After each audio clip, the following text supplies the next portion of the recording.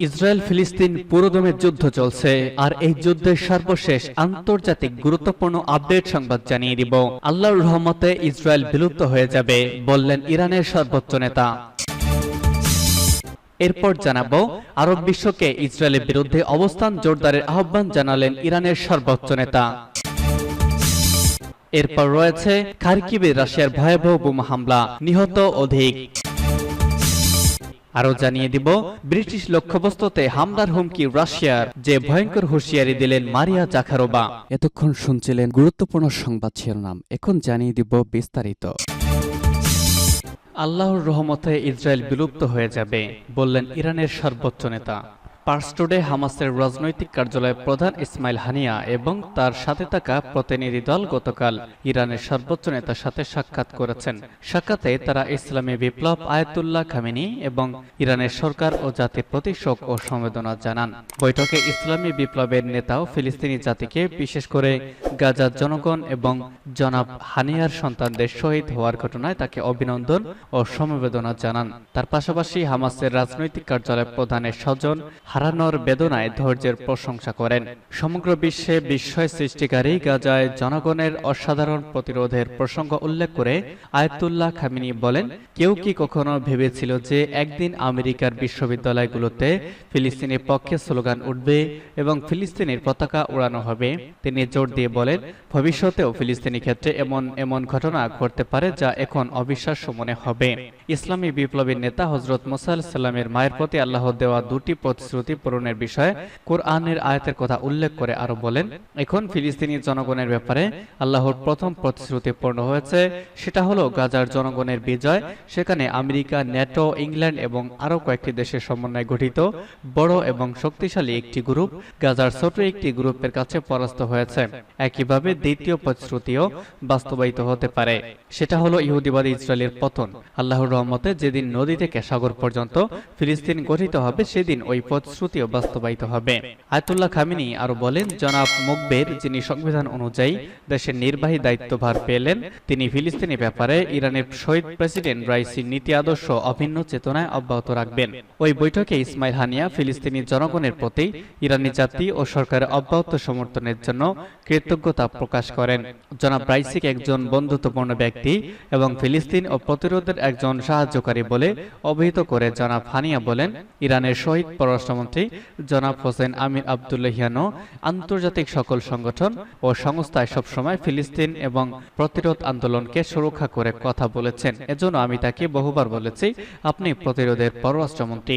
এদিকে হামাসের রাজনৈতিক কার্যালয়ের প্রধান গাজার সর্বশেষ পরিস্থিতি ব্যাখ্যা করতে গিয়ে আরো বলেন, এই অঞ্চলে এখন প্রতিরোধ ফ্রন্ট এবং ফিলিস্তিনি প্রতিরোধ বাহিনী সর্বোত্তম অবস্থায় রয়েছে।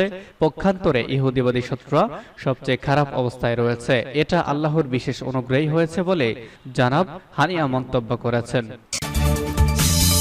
আরব বিশ্বকে ইসরায়েলের বিরুদ্ধে অবস্থান জোরদারের আহ্বান জানালেন ইরানের সর্বোচ্চ নেতা। ইসলামী প্রজাতন্ত্র ইরানের সর্বোচ্চ নেতা আয়াতুল্লাহিল উজমা খামেনি গতকাল প্রেসিডেন্ট সৈয়দ ইব্রাহিম রাইসি ও তার সফরসঙ্গীদের শাহাদাতে সমবেদনা প্রকাশ করায় তিউনিসিয়ার প্রেসিডেন্ট কায়েস সাইদকে ধন্যবাদ জানিয়ে বলেছেন, প্রেসিডেন্ট ও তার সফরসঙ্গীদের হারানোর ঘটনাটি অত্যন্ত কঠিন, কিন্তু ইসলামী প্রজাতন্ত্র প্রতিষ্ঠার পর থেকেই সবসময় দেখেছে আল্লাহর রহমতে এবং জনগণের ধৈর্য ও অধ্যবসায়ের আলোকে তিক্ত ঘটনাগুলো উন্নয়ন ও অগ্রগতির উৎস হয়ে উঠেছে। তিউনিসিয়ার প্রেসিডেন্ট কায়েস সাইদ ইরানের জনগণ ও সরকারের প্রতি শোক ও সমবেদনা জানাতে গতকাল তেহরানে আসেন এবং ইরানের সর্বোচ্চ নেতার সঙ্গে বৈঠক করেন।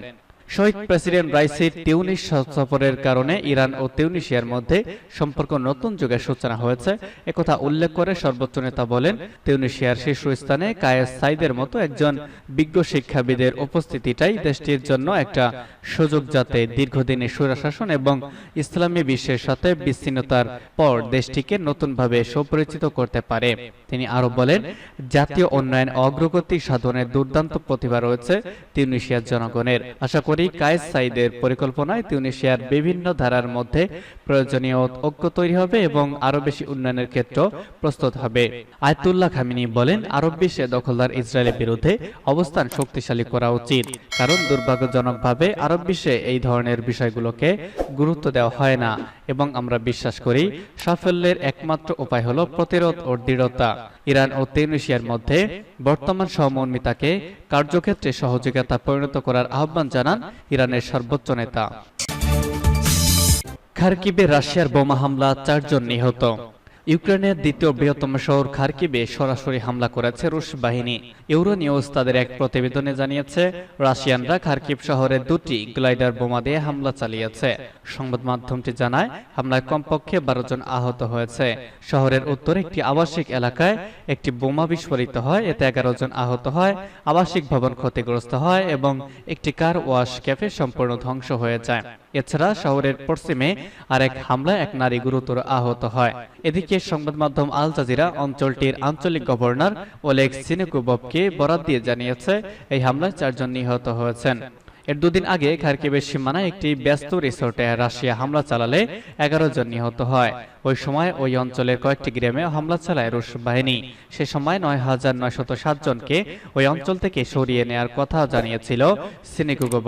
চলতি মাসের মাঝামাঝি ইউক্রেনের দ্বিতীয় বৃহত্তম শহর খার্কিব থেকে 74 কিলোমিটার উত্তর দক্ষিণ পূর্বাঞ্চলীয় সীমান্ত শহর ভোভসানস্কে ঢুকে পড়ার দাবি করেছে রুশ বাহিনী। সীমান্ত এলাকায় আকস্মিক হামলা চালিয়ে 9টি গ্রাম দখল করে নিয়েছে তারা। সেই সময় রাশিয়ার টানা আক্রমণের মুখে ইউক্রেনের প্রেসিডেন্ট ভলোদিমির জেলেনস্কি খার্কিব সফর শুরু করেছেন। সেই সফরে তার বাহিনী রাশিয়ার অগ্রযাত্রা আংশিকভাবে রুখে দিয়েছে বলেও দাবি করেছেন তিনি। ব্রিটিশ লক্ষ্যবস্তুতে হামলার হুমকি রাশিয়ার। রাশিয়ার পররাষ্ট্রমন্ত্রীর মুখপাত্র মারিয়া জাখারোভা বলেছেন, রুশ ভূখণ্ডে হামলা চালাতে ইউক্রেন যদি ব্রিটিশ অস্ত্র ব্যবহার করে তাহলে মস্কো ব্রিটিশ লক্ষ্যবস্তুতে হামলা চালাবে।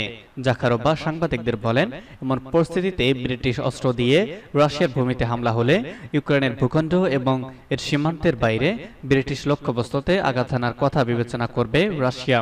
চলতি মাসের শুরুতে ব্রিটিশ পররাষ্ট্রমন্ত্রী ডেভিড ক্যামেরন রাশিয়ার অভ্যন্তরে লক্ষ্যবস্তুতে আঘাত হানার জন্য লন্ডনে সরবরাহ করা অস্ত্র ব্যবহারের অধিকার ইউক্রেনের রয়েছে বলে মন্তব্য করেন। ক্যামেরনের মন্তব্যে মস্কো হুঁশিয়ারি দিয়েছিল। মারিয়া জাখারোভা সেই হুঁশিয়ারির পুনরাবৃত্তি করেছেন। রাশিয়া ব্রিটিশ পররাষ্ট্রমন্ত্রীর এই মন্তব্যে ক্ষুব্ধ প্রতিক্রিয়া ব্যক্ত করে। এর জেরে সম্প্রতি কৌশলগত পারমাণবিক ক্ষেপণাস্ত্র উৎক্ষেপণের মহড়া শুরু করেছে মস্কো। এদিকে রুশ বাহিনী প্রথমবারের মতো পারমাণবিক মহড়া শুরু করেছে। এই মহড়ায় রয়েছে অকৌশলগত পারমাণবিক অস্ত্র প্রস্তুত ও ব্যবহারের ব্যবহারিক প্রশিক্ষণ। মঙ্গলবার দেশটির প্রতিরক্ষা মন্ত্রণালয় জানায়, প্রেসিডেন্ট ভ্লাদিমির পুতিন এ মাসের শুরুতে এই মহড়ার নির্দেশ দেন। মস্কো এগুলোকে রাশিয়ার জন্য নিরাপত্তা হুমকির সঙ্গে যুক্ত করেছে। পশ্চিমা কর্মকর্তারা পুতিনের পারমাণবিক হুমকিকে যুদ্ধাংদেহী বিবৃতি বলে অভিহিত করেছেন।